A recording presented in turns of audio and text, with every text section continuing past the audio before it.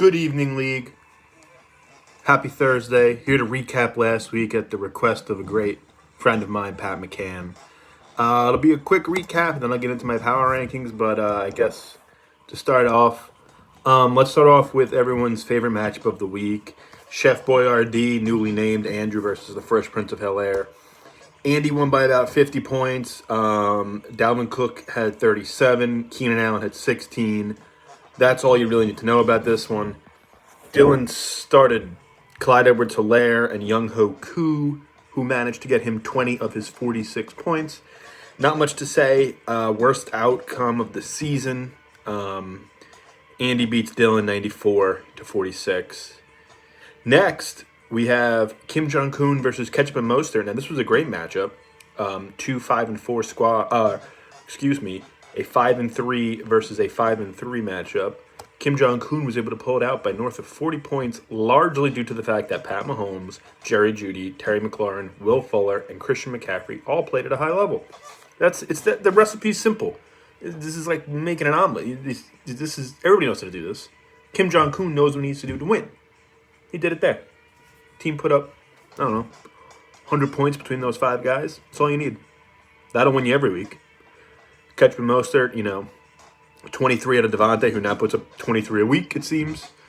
90 points total. Got 0 out of Justin Jackson.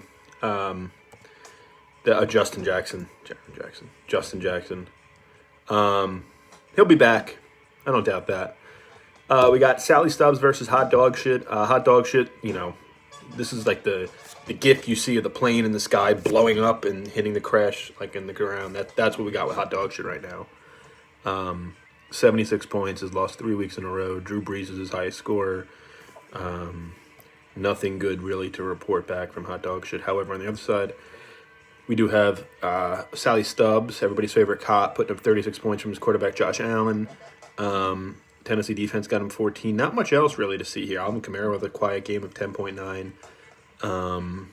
He got 105 points, Sal, and he beat Chris by 30. So did what he had to do. Next up on the list, we got Hollywood versus Skinny Kyle, everybody's favorite couple.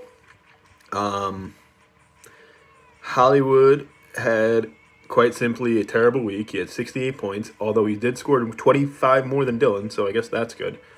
Russell Wilson had a terrible game, and he still scored 24 points. DJ Moore is pretty much unstartable at this point.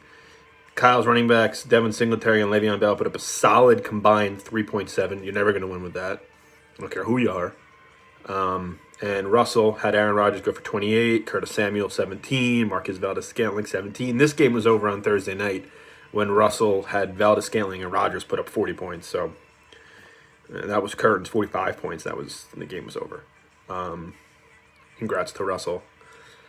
Next up, we have the tightest matchup we've had all season between President Harris and Chiquita Banana. Chiquita Banana won by 0.2, and it's pretty easy to see that the reason he won was Tyreek Hill scoring 24 points. Josh Jacobs contributed with 12. Brandon Cooks even put up 14.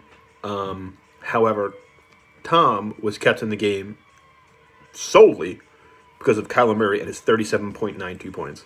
Kyler's the number one player in fantasy. Kyler is potentially an MVP candidate. I mean, the guy, the last 2 weeks, 37, 38. He's never scored less than 23 in a week, so he's been unbelievable. Kyler Murray potentially carrying President Harris to a victory with all the votes counted. We'll see. Tune in next week. And last, we have myself versus Matt. I beat Matt by 17 or so. Came down to Monday night. Cam Newton put up 24 points. I wish Cam all the best in his future endeavors, whoever picks him up. DJ Chark put up 20. Stokes, he had 3 guys put up double digits. They accounted for 65 of his 87 points. Or 55, rather, of his 87 points. So it was a quiet week on both of these teams' fronts. So without further ado, I will get into my power rankings. There have been a few trades some of you may have seen. I have no comment on them. But in any event, let us begin with the power rankings. Number 12.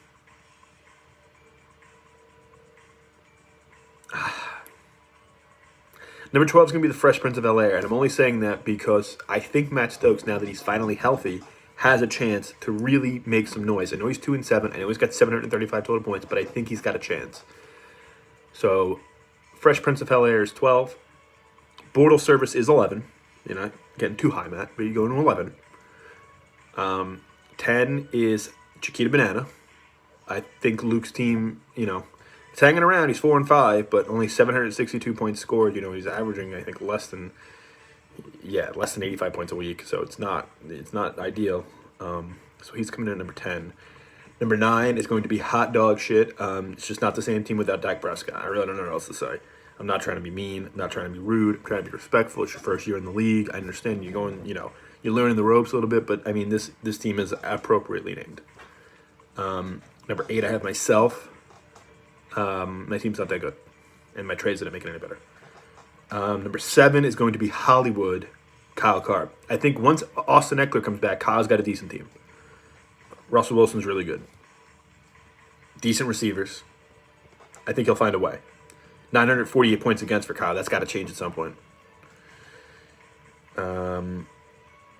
6th, I'm going to go with President Harris. Tom's team, it's feeling the effects of not having Saquon Barkley or George Kittle. It's that simple. I'm not trying to sugarcoat it. Just is what it is. Next we have